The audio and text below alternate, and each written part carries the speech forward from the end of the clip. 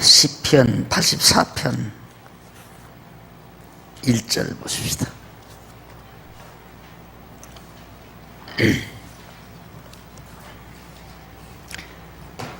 만군의 여호와여, 주의 장막이 어찌 그리 사랑스러운지요. 네? 84편. 네? 맞죠?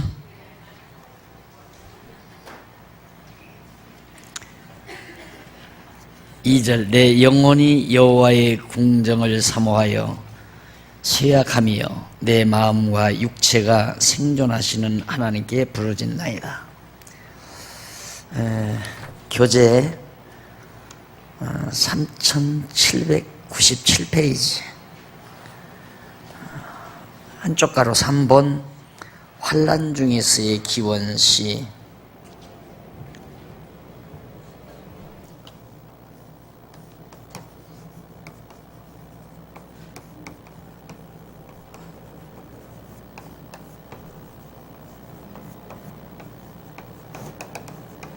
(84편에서부터) (89편)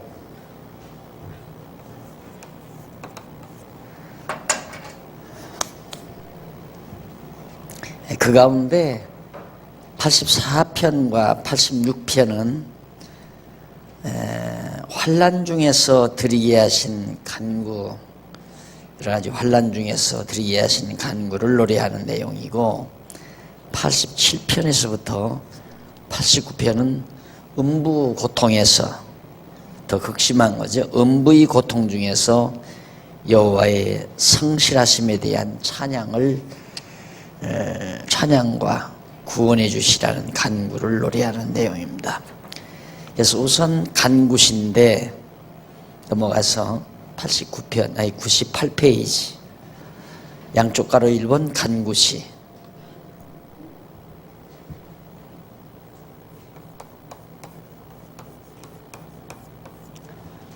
84편에서부터 86편.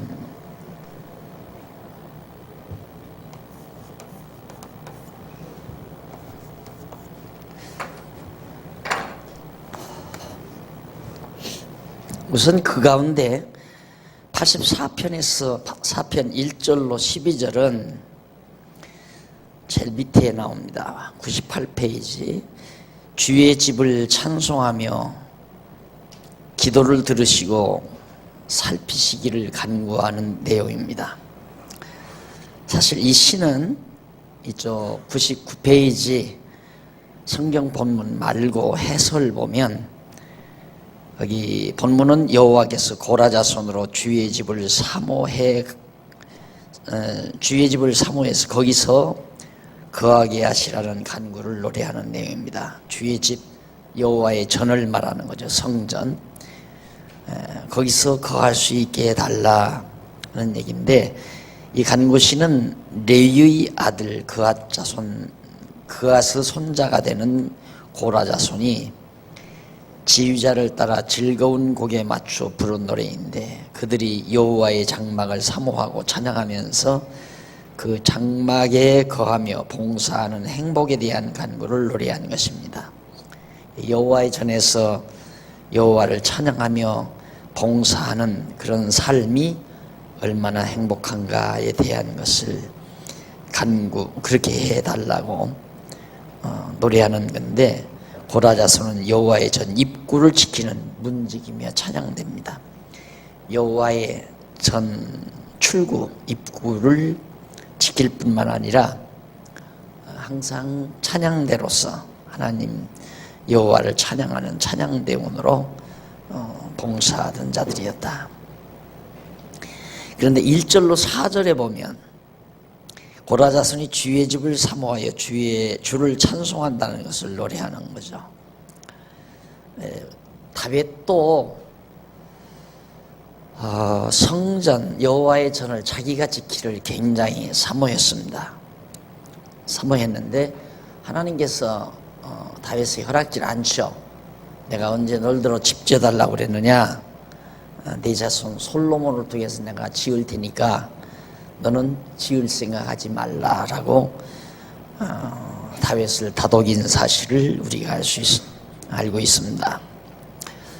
자, 이렇게 모형적인 나무로 짓는 성전도 이렇게 갈망하고 소원하고 바라고, 오늘 우리는 진짜 성전이죠. 그리스도를 머리로 한, 우리 그리스도를 아는 것과 믿는 것이 하나 된 우리들이 서로 그리스도 안에서 진지한 사랑의 교제를 통해서 지어져 가는, 또 서로의 진리 안에서의 사귐을 통해서 하나하나 지어져 가는 이 하나님의 집 성전이 얼마나 아름다운 것인가, 이렇게 살아가는 삶이 얼마나 행복한 것인가를 우리가 이런 데서도 다시 한번 엿볼 수가 있습니다. 자, 그러면 거기 3절 한번 보세요. 본문, 나의 왕 나의 하나님 만군의 여호와여, 주의 제단에서 참새도 제 집을 얻고 제비도 새끼 둘 보금자리를 얻었나이다. 주의 집에 거하는 자가 복이 있나이다. 저희가 항상 주를 찬송하리이다. 세상에, 이 땅에 참새, 공중을 나는 참새도 제 집을 얻고, 그리고 제비도 새끼들 보금자리를 그렇게 얻습니다. 그런데 우리는 하나님의 은총의 보금자리인 성전이 우리에게 없습니다, 그 말이죠. 물론 이 건물이 성전이라는 말은 아니지만, 오늘 우리들의 이 모임이 없다고 한번 상상을 해 보십시오. 우리들이 이 그리스도 안에서 그리스도를 중심으로 진리와 함께 이 모임, 이런 모임이 바로 우리 장안중앙교회가 없다고 여러분들이 일단 가상을 해보시면 얼마나 우리의 삶이 정말 적적하고 또 허탈할 것인가를 아마 느끼시게 될 겁니다. 영혼의 안식처죠. 우리 영혼의 안식처.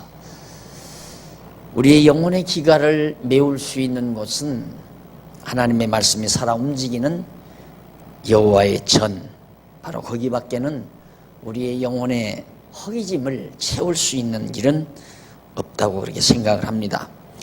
그래서 우리는 바로 여호와의 전, 하나님의 집 교회를 사랑하는 거고, 구약의 성도들이 보이는 나무로 지은, 백향목으로 지은 성전을 사모했다면, 우리는 하나님의 말씀으로 지은, 또 택한 백성들로 하여금 그리스도의 지체로서 이루어진 참 성전을 사랑하고 또 사모하는 것은 당연한 거라고 생각을 합니다. 그러면서 5절부터 그 이하에 보면 5절부터 9절까지 800페이지에 나오죠. 고라자손이 시온에서 드리는 기도를 들으시고 살피시라는 간구입니다. 시온은 예루살렘을 말하죠.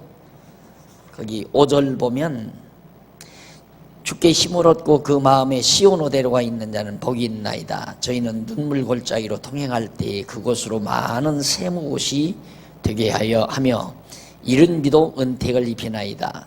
저희는 힘을 얻고 더 얻어 나아가 시온에서 하나님 앞에 각기 나타나리이다. 만군의 하나님 여호와여, 내 기도를 들으소서.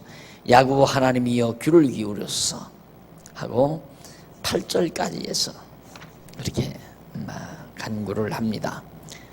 9절, 우리 방패이신 하나님이여, 주의 기름 부으신 자의 얼굴을 살펴보옵소서 하고 나오죠. 결국 시온에서 드리는, 하나님의 전이 있는 시온에서 드리는 기도를 들으시고 우리를 살펴달라. 아직 성전은, 여호와의 전은 지어지지 않았지만 장막 안에 있는 거죠. 그리고 10절로 12절, 고라자손의 주의 궁정에서 거하기를 원하며 여호와에 대한 찬양을 노래하는 내용입니다. 주의 궁정이라는 말, 이것은 자기가 임무를 수행하는 여호와의 장막들에서 한 날이 다른 곳에서의 첫날보다 낫다라는 말을 하죠. 거기 한번 10절 보실까요? 10절에 보면 주의 궁정에서 한 날이 다른 곳에서 첫날보다 나은즉 악인의 장막에 거함보다 내 하나님 문지기로 있는 것이 좋사오니 여호와 하나님은 해요 방패시라. 여호와께서 은혜와 영화를 주시며 정직히 행하는 자에게 좋은 것을 아끼지 아니하실 것임이니이다. 만군의 여호와여 주께 의지하는 자는 복이 있나이다 라고 간구합니다. 주의 공정이란 말은 여호와의 전이라고 그랬죠. 하나님의 전에서 한 날을 보내는 것이 다른 곳에서 첫날을 3년 가까이를 사는 것보다 낫다. 여호와의 전에서 한 날이 그만큼 여호와의 전의 아름다움을 정말 농도 짙게 찬양하는 것이 바로 이 간구십니다. 이곳에서 하나님 앞에 드리는 기도 들어달라는 얘기죠. 그리고 85편 넘어갑니다. 85편 1절로 13절에 보면 은혜로 죄를 사하셨으니 노를 거두어 주시라고 진노를 하나님 거두어 주십시오. 은혜로 죄를 사했으니 노를 거두어 주십시오. 예. 우리가 얼른 생각하면 하나님께서 우리 죄를 사해주면 진노는 없을 거라고 생각하잖아요. 근데 우리는 모든 진노가 죄의 대가라고만 생각을 하는 거죠. 죄의 대가로 모든 하나님의 진노가 임한다. 그런데 죄를 사했는데도 진노는 여전하니까 죄를 용서해 사해 주어서 사하셨으니 노를 거두어 달라. 이제는 노를 그쳐달라라고 기도하는 겁니다. 1절로 3절은 여호와께서 언약 자손에게 과거에 베풀어 주신 은혜를 노래하는 겁니다. 과거에 하나님께서 베푸신 은혜. 이건 역시 이 찬송은 고라자손의 시 영장으로 한 노래라고 그랬죠. 같은 내용인데 그가 바벨론 포로에서 돌아와 황폐해진 고국의 현실을 보고 완전한 회복을 바라면서 부른 노래입니다. 고라자손들이 바벨론 포로에서 돌아오죠. 아까도 고라자손신가요? 네, 아까도 고라자손의 시입니다. 아삽의 시가 아니고 고라자손의 시입니다. 그러니까 성전이 다 회파됐을 때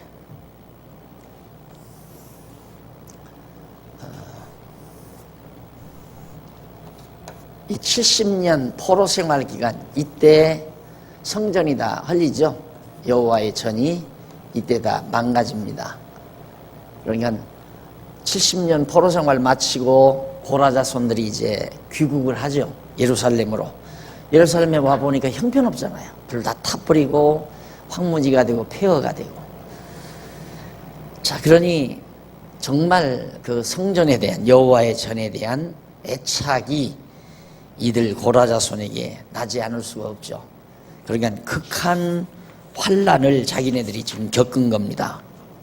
이 정말 성전이 다 회파된 예루살렘의 그 고난, 예루살렘의 그 폐허된 모습, 그런 환난 속에서 하나님 앞에 여호와의 전을 사모하고 또 이제는 은혜로 우리의 죄를 다 사했으니까 이제는 더 이상 예루살렘에 노를 더 이상 내리지 마시고 거두어 주셔서 빨리 회복해달라는 그런 내용의 간구라고 그렇게 생각이 됩니다. 그 다음에 이제 4절로 7절에 보면 3802페이지 위에서 7째 줄 여호와께 분노를 그치시고 백성을 구원하시라는 거고요. 8절로 13절은 여호와께서 백성을 구원하셔서 복을 주신다는 확신을 노래하죠.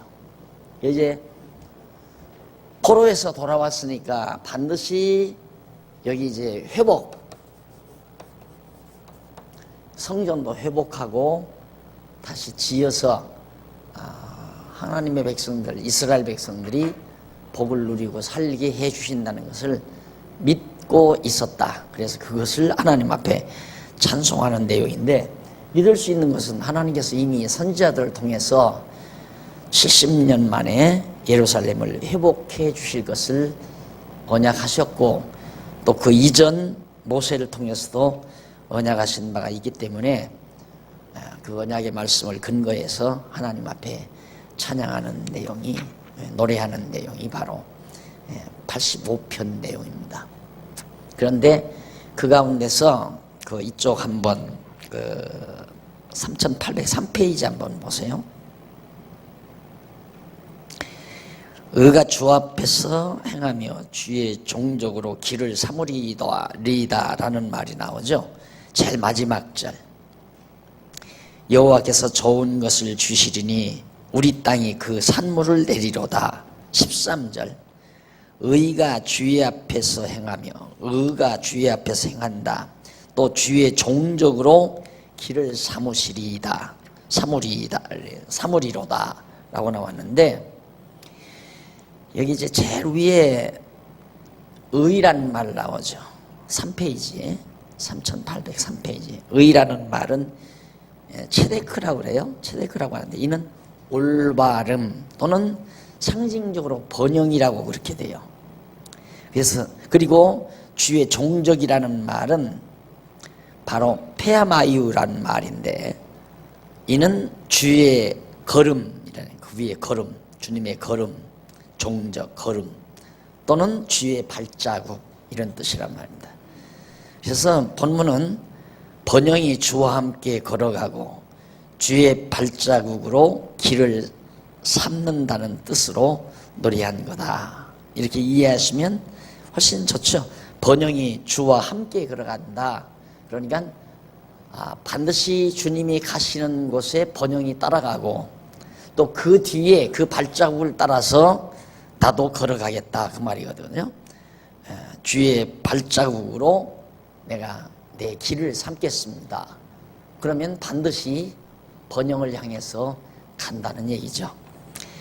그 다음 86편 1절로 10절까지는 구원해 주시라는 간구와 여호와의 능력에 대한 찬송입니다. 하나님 앞에 구원해 달라는 간구하면서 하나님의 능력을 믿는 찬양이죠. 이건 다윗의 기도입니다. 그래서 이 86편은 4페이지에 가보면 3804페이지 위에 두 번째 줄 뒷부분에 보면 86편은 다윗이 여호와께 기도하며 부른 노래로서 자기를 죽이려는 사울 군대를 피해 숨어 다니던 환난의 때에 부른 노래로 짐작이 됩니다. 그러니까 이거 보세요. 고라 자손들이 이때에 이제 부른 노래와 이 다윗이 부른 노래 막 섞어졌잖아요. 섞어졌단 말입니다. 그래서 제가 그 시편에 대한 저런 논리를 정리하게 되는데 굉장히 크게 작용했던 부분입니다. 참 이상하잖아요. 예를 들면 앞서 이제 모세가 있단 말입니다. 모세의 시가 있어요. 시편에. 그럼 모세 시가 먼저 나오고, 그 다음 다윗 시가 나오고, 솔로몬의 시가 나오고, 이 무렵에 이제 찬양대장 누구죠? 아삽 시. 여기 이제 고라 자손. 이렇게 된단 말입니다. 모세, 다윗, 아삽, 솔로몬, 고라 자손, 이런 식으로 다 기록을 했는데, 연대승으로 그렇게 한다면 요 차례대로 시편이 나와야 되잖아요. 그런데 여기 있는 시가 뒤로 가기도 하고, 이게 앞으로 가기도 하고, 솔로몬의 시가 앞으로 가기도 하고, 다윗의 시가 뒤로 가기도 하고. 여기 분명히 논리가 있다. 그러니까 그 논리적인 흐름, 맥을 잡아서 거기에 해당되는 시는 그 분야에 넣기 위해서는 그렇게 될 수밖에 없잖아요. 그런데 모든 시가서가, 욥도 마찬가지지만 잠언, 전도, 아가서가 이스라엘 백성의 역사를 배경으로 한단 말입니다. 역사를. 그 역사란 하나님께서 이미 여기 아브라함이 아브라함 때 언약하시고 언약대로 이루어 가시는 게 역사 3년이에요. 이 언약하시고 언약대로 이루신 것에 대한 찬양이란 말입니다. 시편이. 그러니까 자연스럽게 언약시, 그 다음 간구시, 찬양시, 이렇게 딱 정리가 돼요. 그래서 1편으로 2편은 하나님께서 언약하신 언약시고, 그 다음에 언약대로 이루어달라는 간구시가 이제 3편부터 89편까지 나오고, 오늘 이제 89편 여기면 이제 간구시는 다 끝나는 거죠. 그 다음에 온전히 이제 언약대로 이루어 주신 하나님에 대한 찬양시가 90편에서부터 150편까지 나와요. 그렇게 딱 정리되니까 너무너무 살아있는 시편 150편이 완전히 살아 움직이는 그런 시편으로 다가오게 됐습니다. 그래서 정리를 한 건데 너무 아름답고 귀한 시들이 가득히 담겨져 있죠. 그래서 11절로 86편 11절로 17절 그 가운데가 이제 주께 찬송과 영화를 돌릴 걸. 왜? 번영이 주님의 가시는 길, 그러니까 주께서 걸어가시는 길에 번영이 따르고 그래요. 그리고 번영이 따르는 그 뒤쪽에 우리가 발자국, 주님의 발자국을 따라서 나의 길을 삼는다라고 노래를 했는데, 그렇게 하나님께서 우리를 회복해 주시고 살게 해 주신 권능을 노래하면서 찬송하고, 그리고 그 영화를 하나님께 내가 돌릴 겁니다. 나에게 주신 이 모든 번영된 삶을 통해서 얻어지는 영화로움을 하나님께 돌린다고 서원하면서 은혜를 구하는 내용이 17절까지 나와요. 그래서 11절로 13절 보면 그 밑에 5페이지 밑에서부터 11번째 줄, 거기 보면 다윗이 자기 영혼을 음부에서 건지신 여호와의 영화를 돌린다는 서원을 노래합니다. 음부에서 자기를 건져주신 하나님의 영화. 그러니까 결국 다윗이 죽었다가 살아나는 것이나 이스라엘 예루살렘이 망했다가 다시 회복되는 것이나 장차 오실 예수 그리스도가 죽었다가 다시 부활하는 것, 다윗이 죽으려다가 고난 속에서 다시 회복되는 것은 장차 오실 다윗 자손으로 오실 예수 그리스도가 죽었다가 다시 부활하실 것에 대한 한 모형적 사건이에요. 역시 예루살렘 성전이 다 헐려졌다가 다시 세워지는 것도 성전의 머리 대신 참 성전이 되신 예수 그리스도가 죽었다가 부활하실 것에 대한 하나의 모형적 사건이고요. 그러니까 결국 고난 속에서, 지금 이 고난 환난 중에서 기도들을 드리는 것은 예수님께서 죽었다가 죽으심 가운데서 십자가의 고난 속에서 하나님 앞에 드리는 기도에 대한 하나의 모형이라고, 예표라고 그렇게 볼 수가 있습니다. 그래서 한번 저기를 보세요. 넘어가서 14절로부터 17절 3806페이지 거기 보면 위에서 네 번째 줄, 그러나 주는 긍휼히 여기시며 은혜를 베푸시며 노하기를 더디하시며 인자와 진실이 풍성하신 하나님이라고 그렇게 노래했는데, 여기 인자와 진실이라는 말이 있어서 히브리 원문으로 인자는 헤세드, 진실은 에메드라고 하는데, 이는 언약을 이루시는 여호와의 신실함을 뜻하는 거죠.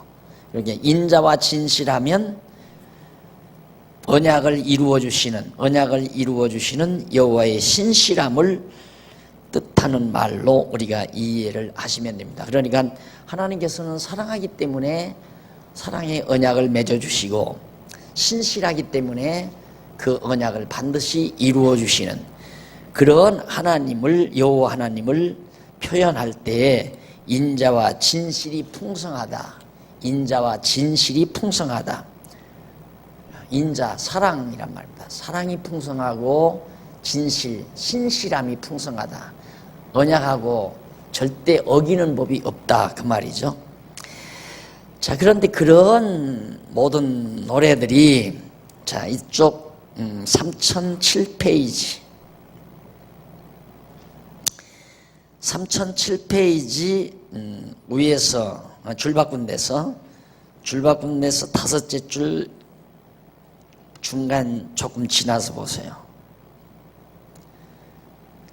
3007페이지 줄 바꾼 데서 아래로 다섯째 줄 중간 좀 지나서, 이는 여호와께서 고라 자손 및 다윗으로 언약대로 이루어 주시는 섭리를 통해 계시하시는 여호와의 신실성을 찬양케 하시려는 계시섭리인데, 뿐만 아니라 이는 장차 오실 메시아가, 예수 그리스도가 환난 중에 있을 때 기원하실 것에 대한 예표로서의 모형과 그림자이다. 마태복음 26장 39절 42절.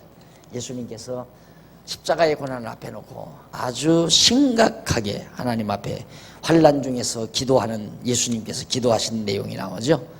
그렇게 하실 것에 대한 하나의 모형적인 간구시라고 여러분이 이해하시면 됩니다.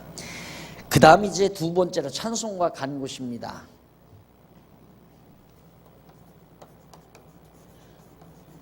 찬송과 간구시.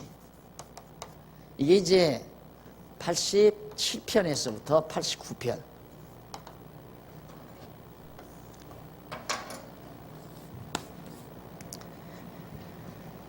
그 내용 가운데 87편은 영광스러운 시온이 열방의 구원의 출처가 됨에 대한 찬양을 노래하죠. 참, 이 예루살렘이, 회복된 예루살렘이 이때로부터, 이제 이때가 파사, 페르시아 때 제국 때거든요. 파사 제국. 바사라고 나오죠. 바사 제국. 바사 제국 시대인데, 바사 제국이 좀 진행이 되다가 헬라 시대가 오죠. 헬라 시대 온 다음에 로마가 와요. 이렇게 제국이 바뀌면서 이제 벌써 예수 그리스도가 오실 준비가 한 400여 년 동안, 400~500년 동안 이제 지속이 됩니다. 쭉.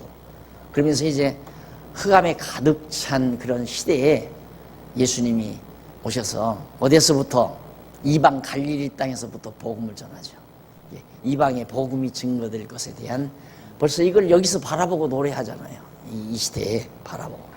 그러니까 이방인에게 바로 구원이 선포될 것에 대한 예언시가 바로 87편 내용이 나옵니다. 그 다음 88편 1절로 9절, 그것은 여호와께 부르짖음을 들으시기를 간구하고 고난에 대한 애탄을 노래하는 내용이고, 10절로 18절은 음부의 고통 중에서 구원하여 주시라는 간구고, 그 다음 89편 1절로 8절은 인자와 성실로 언약을 맺으신 여호와의 권능, 그 다음 9절로 18절은 언약대로 이루어 주시는 여호와의 능력, 19절로 37절은 다윗에게 세워서 이루어 주실 여호와의 언약에 대한 찬양을 노래하고, 38절로 52절은 언약에 근거하여 음부에서 구원하라는 간구를 노래하는 내용으로 엮어져 있습니다. 자, 그럼 먼저 8페이지 87편 1절로 7절은 영광스러운 시온이 열방, 많은 나라들의, 이방 나라들의 구원의 출처가 된다. 어디가? 여기가 시온이, 예루살렘이 시온. 이때부터 이제 막 이방인들이 예루살렘에 막 왔다 갔다 하면서 이제 여호와의 능력을 보기도 하고, 알렉산더 대왕 같은 사람은 예루살렘에 쳐들어왔다가, 회복된 예루살렘에 쳐들어오다가 제사장들이나 그 당시에 이제 좀 세도자들이 마중을 나갔어요. 알렉산더가 이제 예루살렘을 점령하러 온다니까 마중을 나갔어요. 제사장복을 다 입고 이렇게 딱 나가니까 알렉산더가 말을 타고 대왕이 말을 타고 들어오다가 말에서 딱 내려가지고 땅에 엎드려서 절을 해요. 그러니까 깜짝 놀라가지고, 어떻게 대왕께서 우리에게 이렇게 절을 하십니까? 당신들에게 절을 하는 것이 아니라 당신들이 섬기는 신에게 나는 절을 했다. 그래가지고 그때 알렉산더 대왕이 굉장히 저 유대인들에게 신앙의 자유를 주고 굉장히 호의를 베풀었던 사실이 있습니다. 그런 것들이 이제 다 이방인들에게 복음이 이제 새 들어가는 좋은 계기들이 다 이루어지고 가죠. 자, 그게 이제 바로 1절로 그런 역사가 있을 것을 미리 내다보면서 예언 찬양입니다. 예언 찬양. 그래서 1절로 3절은 성산의 기준을 둔 시온의 문들에 대한 찬양. 성산이란 예루살렘 높은 산, 시온산을 말하죠. 그리고 4절로 7절은 고라자손이 모든 열방민족의 구원의 출처가 된다. 출처가 될 시온에 대해서 시온성, 예루살렘 시온성을 찬양하는 내용이죠. 그 다음 88편 1절로 9절 넘어가서 3810페이지에 부르짖음을 들으시기를 간구하며 고난에 대해 애탄을 합니다. 자, 여기 보면 88편은 그 밑에 성경 본문 말고요, 해설 두 번째 줄 끝부분에 보면 88편은 고라자손인 에스라 사람인 헤만은 마스길, 곧 마스길이라는 말은 교훈시란 말이거든요. 교훈시로서 지휘자를 따라 마할랏르안 본 시의 초두에 가로 안에 들어있는 말 아니에요? 마할랏르안 놋, 그 말은 무슨 얘기냐면 곧 병자를 위한 곡에 맞추어, 병자를 위한 곡, 그러니까 병자들을 위해서 부르는 노래에 그런 곡에 맞추어서 부른 노래인데, 에스라 사람 헤만은 다윗 시대의 고라자손 헤만을 가리키는데 그를 에스라 사람이라고 표현한 까닭은 정확히 알 수는 없습니다. 그러나 어쨌든 이 헤만이라는 사람이 병자를 위해서 부르는 노래곡에 맞춰서 이 88편을 부른 노래인데 1절로 5절은 자기의 처지에 대한 애탄을 노래합니다. 내가 지금 정말 말이 아닙니다. 내 처지가. 그래서 이제 환난 중에서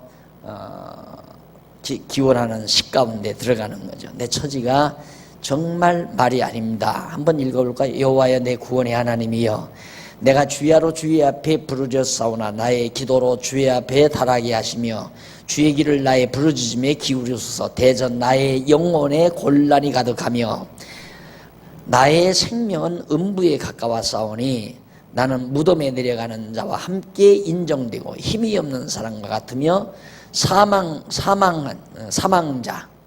사망자 중에 던지운 바 되었으며 살육을 당하여 무덤에 누운 자 같으니이다.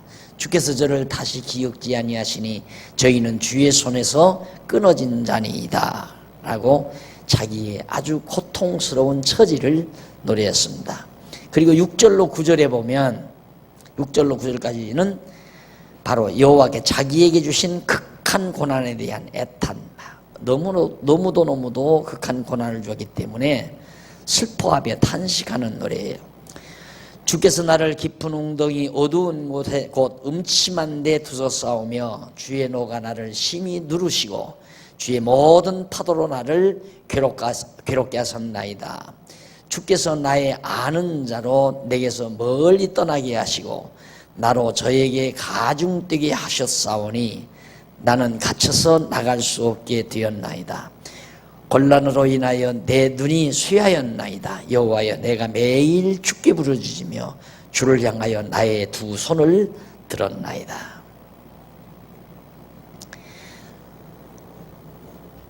고난, 이 환난, 지금 이 시편 기자가 부른 자기의 환난의 극함을 노래한 것 앞에서도 설명했지만 그리스도의 고난에 대한 하나의 모형인데, 어떻게 보면 참 우리 하나님께서는 너무 우리에게 야박스럽게, 어제도 그런 질문 하나 받았습니다만은 어떻게 하나님은 그렇게 정말 무자비할 정도로 인간을 갖다가 그렇게 괴롭히는가.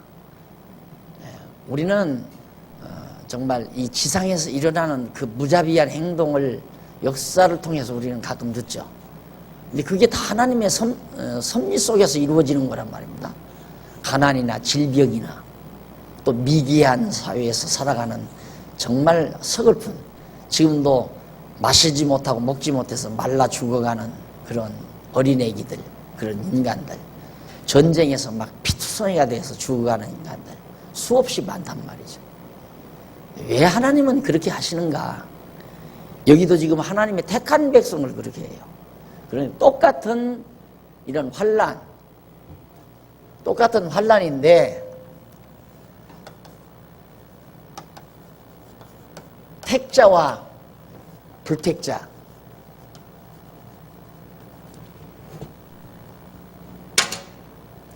택자는 참 똑같은 환난을 택자나 불택자나 같이 주는데 결과는 택자는 하나님을 찾아요. 하나님을 찾아 하나님께 다가가요. 어려우면 어려울수록 하나님께 다가가요. 근데 불택자는 환난 속에서 하나님을 찾는 게 아니라 좌절 절망을 해요. 이게 차이점이에요. 그래서 결국은 불택자는 이 세상 태어나면서부터 지옥을 사는 겁니다. 이 세상을 태어나서부터. 이 지옥을 이 다음에 가는 게 아니라 이 세상에서 지옥을 사는 거예요. 우리가 생각하면 뭐 불택자들이 잘 먹고 잘 살면 권력 누리고 살면 대단한 걸로 알지만 가만히 모두가 다 괴로운 뿐이에요. 이 세상 살아가는 게. 그러니까 우리가 정말 하나님을 바라보는 소망이 없다면 세상을 더 살아야 될 이유가 하나도 없잖아요. 살아야 되는 이유는 그냥 동물적인 생애 본능. 이게 동물적이에요. 그건. 그냥 살아있으니까 살고자 하는 기본 욕망, 동물적인 욕망이죠. 그러나 이성적으로 생각한다면 이 세상 살아야 될 이유가 하나도 없죠. 그래서 머리가 영리한 사람들이 자살을 합니다. 머리 영리하지 못하면 자살 못해요. 그러니까 과거 철인들도 마지막에 뭐 니체 같은 사람 마지막에 미쳤다고 그러잖아요. 머리가 영특하니까 그래요. 세상이 너무너무 고통스러우니까 어쨌든. 그래서 우리를 하나님께서 이 고난 많은 세상에 우리를 태어나게 하신 것은 여기서 이 환난 중에서 결국 택자로서 여호와 경외하기를 배워가게 하시려는 것. 이스라엘 백성들을 광야에다가 40년을 왜 살려요? 애굽에서 살리는 것도 이해가 안 가지. 우리 보편적인 생각으로는. 왜 택한 백성을 애굽에서 400년을 종살이 시킵니까? 그리고 시켰으면 애굽에서 나왔을 때 바로 한 일주일 만이면 갈 수 있는 가나안 땅으로 바로 들어가서 살게 하지. 또 들어가서도 바로 성전 짓고 하나님 경외하고 살도록 하지. 들어가서도 몇백 년 동안 사사시대에 모진 고난을 주지 않아요. 이게 광야에서 400년, 애굽에서 400년, 광야에서 40년, 가나안 땅 들어가서 사사시대 200여 년이 넘도록 사사가 13명의 사사가 갈리는 동안 그 많은 세월 동안 말할 수 없는 고난을 겪고 살게 만들어요. 그 이유가 뭔가, 그 목적이 뭔가, 여호와 경외하기를 배우게 하려는 거란 말입니다. 다른 거 하나도 없어요. 그래서 내가 우리가 이 세상 사는 목적은 무슨 큰 일을 하려고 큰 일을 해서 성공하려는 데 있는 것도 아니고 많은 일을 해서 업적을 드러내려는 것도 아니고 누구마다나 이 땅에서 막 큰 하나님 앞에 엄청난 일을 해서 면류관 받을 준비를 하려고 사는 것도 아니고 면류관은 내 것도 아니에요. 그건 다 머리에다 써야 될 거니까 면류관 받기 위해서 우리가 이 세상 사는 것도 아니고 문제는 여호와 경외하기를 배우기 위해서 이 세상 사는 거란 말입니다. 그래서 이 환난 중에서 이제 기원하는 택한 백성들의 기도, 예수님이 십자가상에서 십자가를 앞에 놓고도 하나님 앞에 의지하며 자기 영혼을 하나님 앞에 부탁하는 그런 모습들은 오늘 하나님의 자녀들이 살아가는 현실 세계에서도 삶 속에 적용되는 내용들임을 우리가 알 수가 있습니다. 그 다음에 이제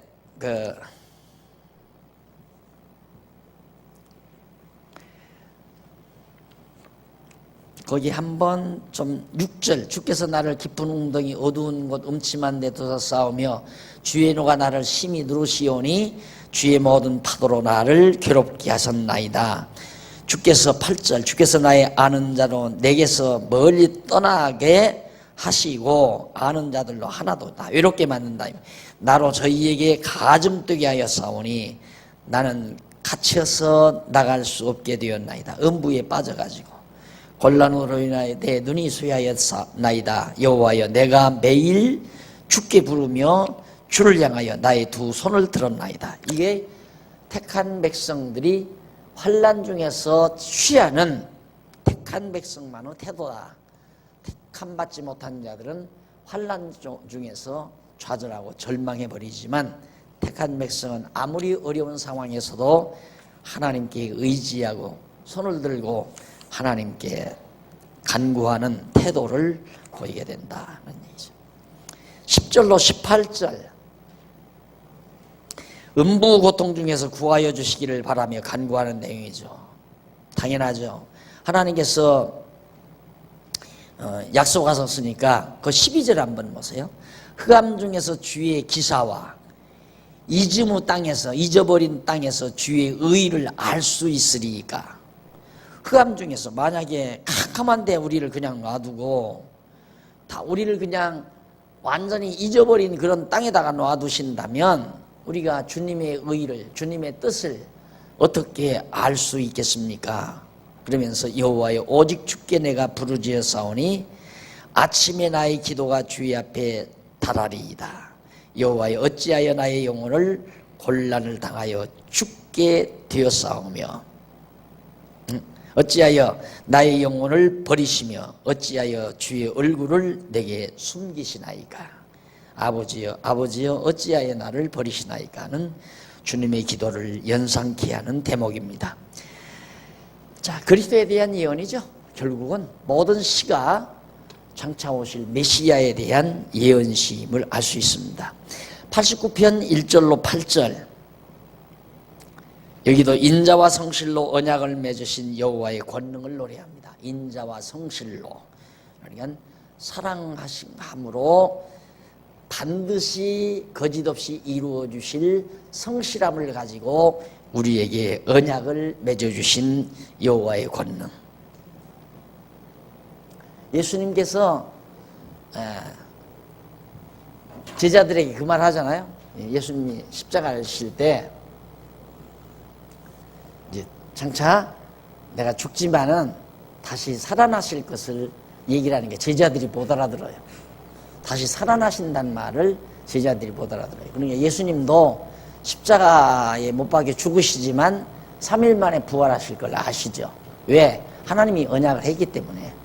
그렇듯이 이스라엘 백성도 성전이 다 헐리지만 다시 회복될 걸 알았고 다윗도 역시 마찬가지죠. 정말 죽음의 고비고비 넘기지만은 하나님께서 자기를 버리시지 아니할까. 왜? 인자와 성실로 하나님께서 여기서는 성실이라고 번역을 했죠. 진리라고 말하죠. 인자와 진리라고 말하지 않고 인자와 성실로 언약을 맺었다.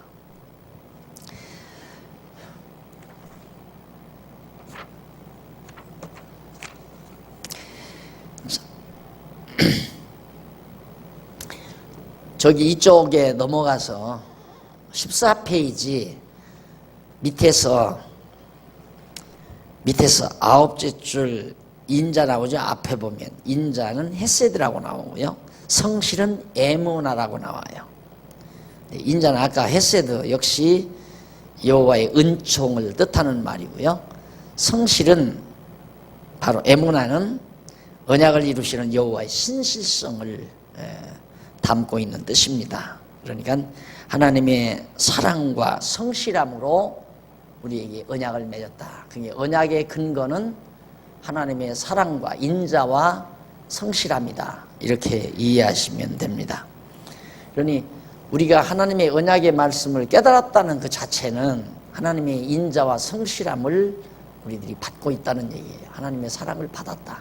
그런데 우리는 어떻게 생각하면 당장 하나님 나에게 언약했으니까 지금 이루어 주십시오 그 말인데, 그런 생각을 조급하게 가지는데 그게 아니고, 여기 아브라함이 있잖아요.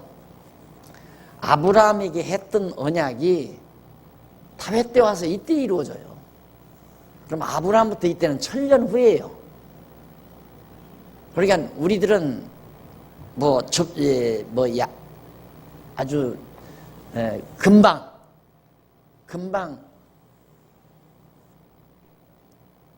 급하게 오늘 언약했으면 오늘 내일쯤 이루어주기를 바라, 어제 언약했으면 오늘 이루어주기를 바라는 그런 조급성을 가지고 살지만, 하나님은 이 모든 인류 역사 전체를 놓고 언약하시고 언약대로 이루어주시기 때문에 우리가 그런 조급한 생각을 가지고 살아서는 안 된다는 얘기죠.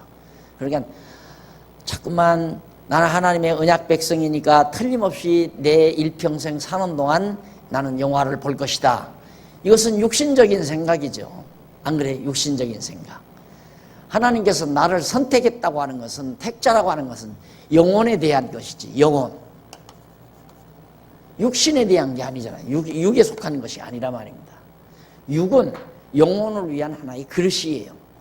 그러니까 결국 내 영혼을 더욱 견고하고 성숙하게 만들어 가는 데는 필요하면 하나님께서 육체의 고난을 더 줄 수도 있고, 육체를 정말 아픔을 겪도록 해가시면서 여호와 경외하기를 영적으로 배워가게 하시는 하나님의 섭리를 우리는 늘 기억하면서 사셔야 돼요.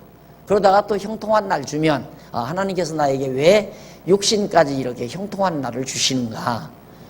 그건 당연하잖아요. 왜 주셨는가? 놀고 먹으라고요? 그건 아니잖아요. 또 나에게 건강을 왜 주셨는가? 내게 왜 시간적인 여유를 왜 주셨는가? 경제적인 여유를 왜 주셨는가? 다 이유가 있죠. 각자에게 주어진, 그걸 하나님이 주실 때는 하나님이 깨닫게 해요. 그걸 못 깨닫게 하면 그건 문제가 심각한 겁니다. 하나님이 나에게 건강 줬다. 하나님이 나에게 왜 건강 줬을까? 잘 놀러 다니라고. 이러면 이제 그게 문제가 심각한 거죠. 분명히 나에게 건강 주신 이유가 있을 텐데, 그걸 깨닫는 자가 지혜자고, 시간의 여유를 주신 것도 마찬가지죠. 왜 다른 사람들은 가장 그 부질없는 일에 바빠가지고 난리인데 나에게는 왜 시간의 여유가 이렇게 있을까? 이런 것도 지혜자는, 나에게 이런 시간의 여유를 주신 것은 이렇게 하도록 하시려고 주셨구나. 자기가 깨닫는 거예요. 남은 못 깨닫죠. 하나님께서 다 각자에게 주신 은사니까. 자, 그 다음에 이제 9절로 18절에 보면 언약대로 백성을 높여주시는 여호와의 능력, 당연하죠. 인자와 진실로, 인자와 성실로 언약을 해주셨기 때문에 언약을 반드시 이루어서 백성을 높여주신다, 그런 능력을 노래하는 내용이죠. 그 다음 이제 89편 19절로 37절, 17페이지에 다윗에게 세워서 이루어 주실 여호와의 언약을 찬양합니다. 자, 여기 다윗에게 언약을 세워서 그 언약을 이루어 주실 여호와를 찬양하는 내용. 아까 이 89편이 에스라인 에다느 마스길이라고 그랬죠. 에스라인 에다느 마스길. 그런데 에스라 사람 에다는 솔로몬과 같은 시대 사람으로, 그러니까 솔로몬과 같은 시대, 그러니까 솔로몬과 이때 사람이 다윗에게 세운 언약대로, 그 말이에요. 다윗에게 세운 언약대로.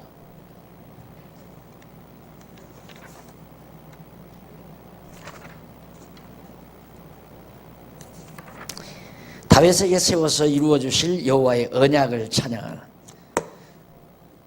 그러니까 다윗에게 내 영예를 높여주고 나라를 견고하게 해주고 내 왕가가 영원하게 해주겠다. 나라도 견고하게 해주고, 그리고 내 이름도 영예롭게 해주고, 그리고 왕가도, 다윗 왕가도 견고하게 해주겠다. 그 언약대로 하나님께서 이루어 주실 여호와를 솔로몬 시대에 사는 찬양한 자가 바로 그렇게 노래하는 겁니다. 그래서 에단이라는 사람이 18페이지 19절로 24절 그 부분에 보면 주께서 기름 부은 다윗으로 힘이 있게 하신다는 언약을 노래하는 내용이고 30절 이쪽 19페이지 위에 세 번째 줄 30절로 37절은 에단이 다윗 자손의 범주에도 불구하고 파하지 않고 이루어 주신다는 여호와의 언약을 노래하는 겁니다. 자, 30절 한번 읽어봅시다. 37절로부터.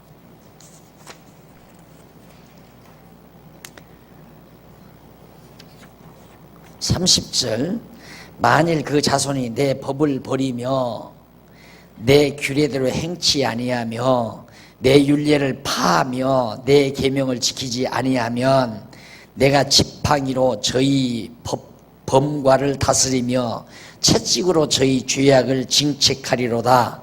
그러나 나의 인자함을 그에게서 다 거두지 아니하며 나의 성실함도 패하지 아니하며 내 언약을 파하지 아니하며 내 입술에서 낸 것도 변치 아니하리로다. 자, 이스라엘 백성들이 그러니까 그 30절 그 자손이 다윗 자손이 예를 들어서 법을 다 율법을 다 범하고 죄를 졌다. 그러면 하나님께서 32절에 보면 그렇게 죄를 지면 하나님께서 지팡이로 저희 범과를 죄악을 다스리며 채찍으로 저희 죄악을 징책하리라. 징계는 하겠다 이거예요. 징계를 하는데 중요한 것은 그러나 징계는 하는데 33절 그러나 나의 인자함 하나님의 사랑을 아주 다 거두지 않는다. 그리고 나의 성실함도 신실함 변치 아니함 신실함도 패하지 않는다. 너희들이 잘못했다고 해서 하나님이 변한다? 그건 아니다 이거예요.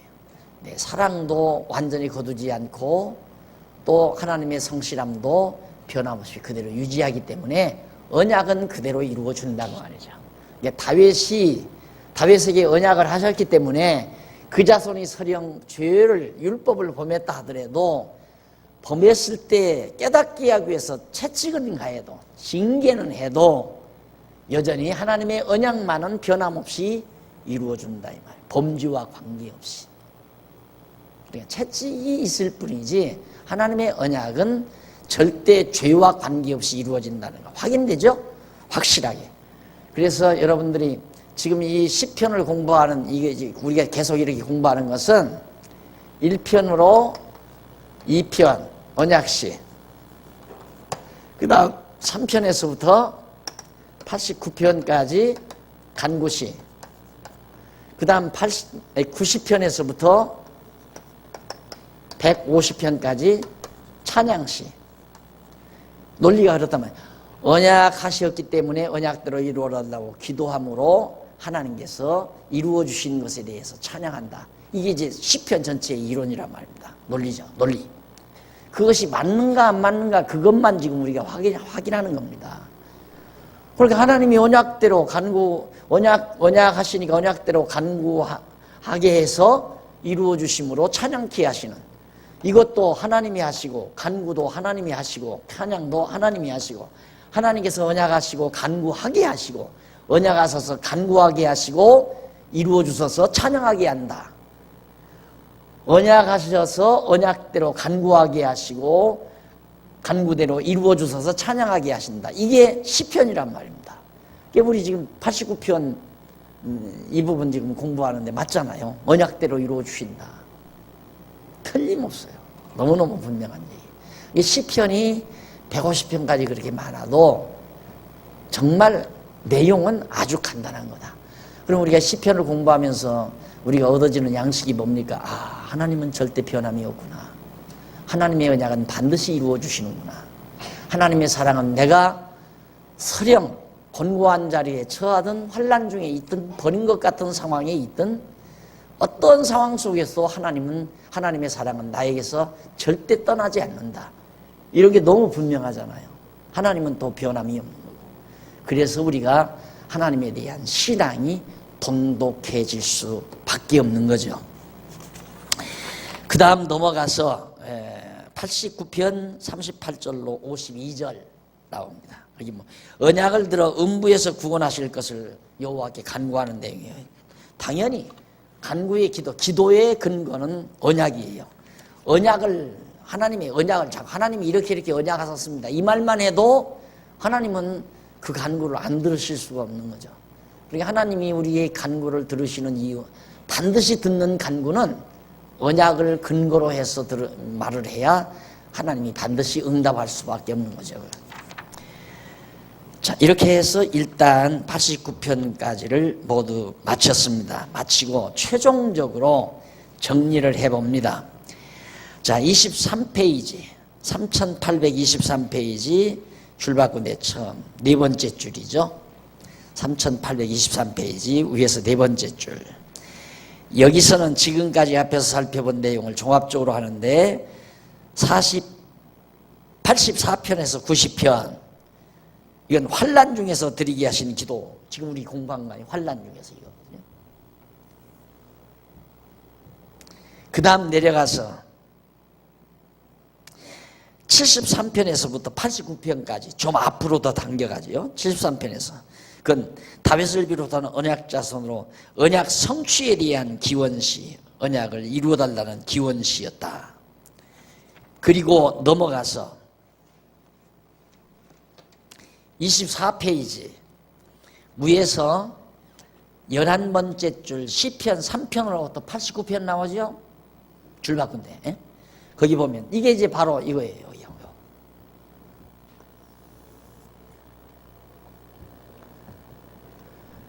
거기는 다윗을 비롯한 언약 자손으로 여호와의 세우신 언약을 성취해 주시라는 기원을 노래한 겁니다. 기원시, 간구시 아니 기원시. 기원. 하나님이요, 이루어달라고 빌면서 원하는 기원시. 자, 이렇게 해서 이제 정리가 됐는데, 자, 중요한 것은 이제 그 밑에서 신학적 해석입니다. 24페이지, 3824페이지 밑에서부터 제일 밑에서부터 5, 6, 7, 9째 줄, 줄 바꾼 데서부터 위로 7째 줄, 중간 조금 못 미쳐서 보세요. 이는 나와요. 거기 이는 여호와께서 언약대로 이루어 주시는 섭리를 통해 계시하시는 여호와의 신실성을 찬양케 하시려는 계시 섭리일 뿐만 아니라, 이렇게 하시는 모든 일은 하나님의 신실성, 하나님은 언약대로 반드시 이루어 주시는구나. 그래서 시편이 하나님의 신실성 찬양이라고 그랬잖아요. 그럴 뿐만 아니라 장차 오실 메시아가 악의 권세의 멸망과 언약 자손의 구원을 기원하실 섭리에 대한 예표로서의 모형과 그림자다.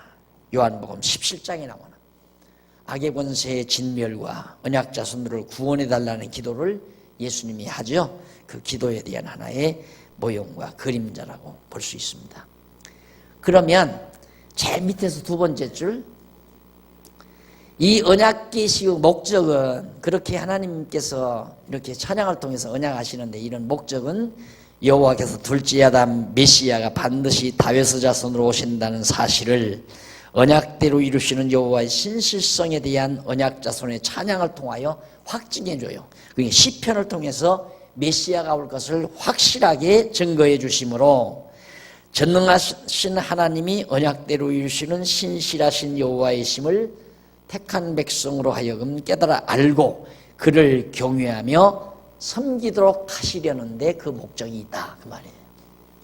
이게 이제 마지막 신학적인 해석이에요.